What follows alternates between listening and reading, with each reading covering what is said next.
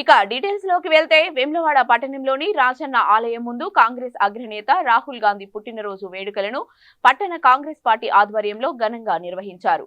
ప్రభుత్వ విప్ వేములవాడ శాసనసభ్యులు ఆది శ్రీనివాస్ హాజరై కేక్ కట్ చేసి శుభాకాంక్షలు తెలిపారు. ఈ సందర్భంగా ఆయన మాట్లాడుతూ దేశంలోనే పేద బడుగు బలహీన వర్గాల అభ్యున్నతికి రాహుల్ గాంధీ పాటుపడతారని అన్నారు.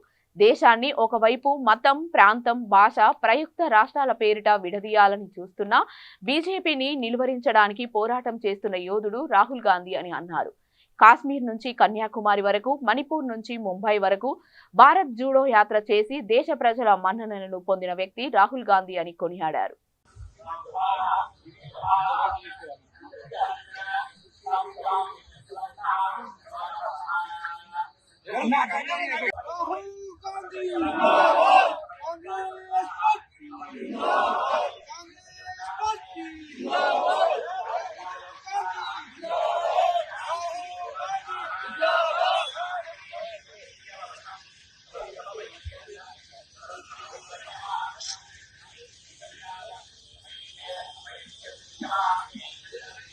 సందర్భంగా కాంగ్రెస్ కార్యకర్తలు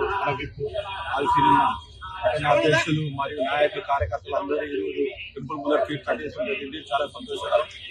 ఇలాంటి పుట్టినరోజు ఇంకా ఎన్నో జరుపుకోవాలని కోరుకుంటున్నాం. జై కాంగ్రెస్. మా అధినేత ప్రియతమ నాయకుడు రాహుల్ గాంధీ గారి పుట్టినరోజు వేములవాడ పట్టణంలో కాంగ్రెస్ పార్టీ ఆధ్వర్యంలో ఘనంగా జరుపుకోవడం జరుగుతుంది. దానికి ముఖ్య అతిథిగా మా ఎమ్మెల్యే గారు ఆదిశీల గారు రావడం జరిగింది. మాకు సంతోషం. ఆయన 6 ఆరోగ్యాలతో ఉండి ఈ దేశాన్ని, రాష్ట్రాన్ని ఇంకా ఎంతో అభివృద్ధి చేయాలని ఆ రాయనోత్సవాన్ని వేడుకుంటూ అందరికీ వస్తాం. ఈ దేశాన్ని ఐక్యం చేసే దిశగా రాహుల్ గాంధీ గారి సారథ్యంలో నూతన ప్రజాస్వామికమైన ఆలోచనలో ఈ దేశం బాగుండాలి, వారి నిరంతరం దేశ ప్రజల ఆశీర్వాదం ఉండాలని చెప్పి ఈరోజు గౌరవ పెద్దలు శాసన సభ్యులు వారి ఆధ్వర్యంలో రాహుల్ గాంధీ గారి పుట్టినరోజు వేడుకను ఘనంగా జరుపుకోవడం జరిగింది.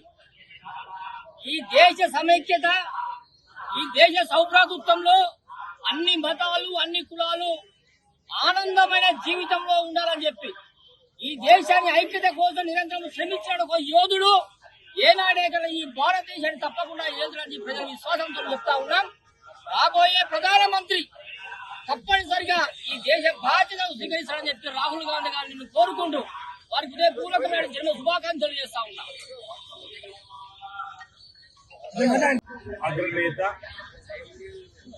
శ్రీ రాహుల్ గాంధీ గారి 54వ పుట్టినరోజు సందర్భంగా దక్షిణ కాశీగా పేరుగాంచిన వేములవాడ శ్రీ రాజరసం సన్నిధిలో ప్రత్యేకంగా కేకును కట్ చేసి వారి జన్మదిన వేడుకలను వేల పట్టణ కాంగ్రెస్ ఆధ్వర్యంలో ఘనంగా నిర్వహించడం జరుగుతూ ఉంది.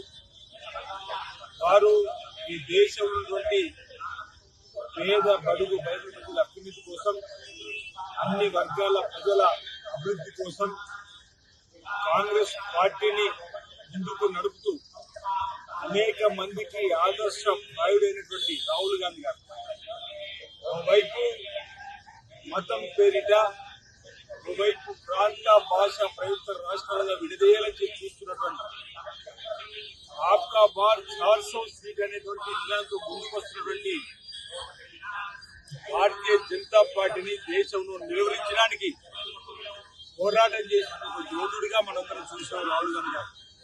కన్యాకుమారి నుంచి కాశ్మీర్ వరకు వారు చేసినటువంటి భారత్ జోడో పాదయాత్ర కానీ, మణిపూర్ నుంచి ముంబైకి వారు చేసినటువంటి పాదయాత్ర కానీ భారతదేశ ప్రజల్ని కదిలించి 4000 సీట్ల భారతీయ జనతా పార్టీ 300 సీట్లు కూడా రాకుండా కేవలం